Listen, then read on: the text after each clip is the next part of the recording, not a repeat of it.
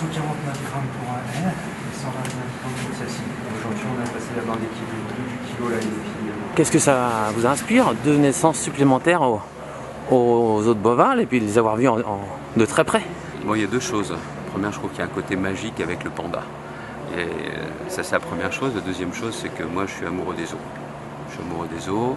Plus j'ai la chance, avec Rodolphe Delors, d'envoyer des photos aussitôt. Donc moi, je suis un amoureux des zoos parce que c'est ce qui permet aussi d'avoir vraiment une bonne compréhension du monde animal, de la préservation, et puis aussi de faire une vraie pédagogie autrement que par Internet. Le panda aussi est aussi un outil politique, notamment avec la Chine. Oui, je me souviens bien, j'étais à l'époque avec Nicolas Sarkozy lors d'un déplacement en Chine, où à un moment donné, après beaucoup de sujets sérieux, un autre sujet sérieux a été abordé. Ce président, dit Nicolas Sarkozy, nous voudrions avoir aux autres Beauval des pandas, et la discussion très sérieuse s'est engagée là-dessus, parce que pour la Chine, très important, vous allez dire, il y a une diplomatie liée aux pandas, en partie aussi.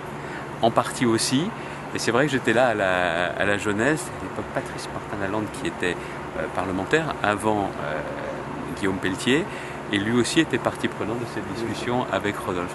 Et ici, c'est une façon justement de bien expliquer ce qu'est la préservation d'espèces qui auraient disparu, et puis aussi de permettre également la réintroduction. La réintroduction, c'est ce qui sera peut-être le cas prochainement de Wanmeng. Eh bien, nos bébés pandas vont repartir au centre d'élevage et de recherche de Chengdu en Chine pour reproduire avec d'autres pandas qui n'ont aucun lien de parenté avec.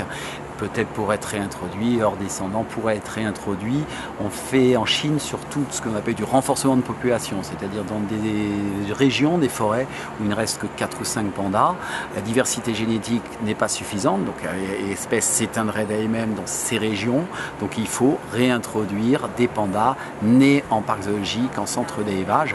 Et c'est pour ça qu'avant tout, il faut gérer, organiser une population suffisante sur du long terme pour pouvoir sauvegarder l'espèce. Les parcs zoologiques sont avant tout des coffres-forts de la biodiversité.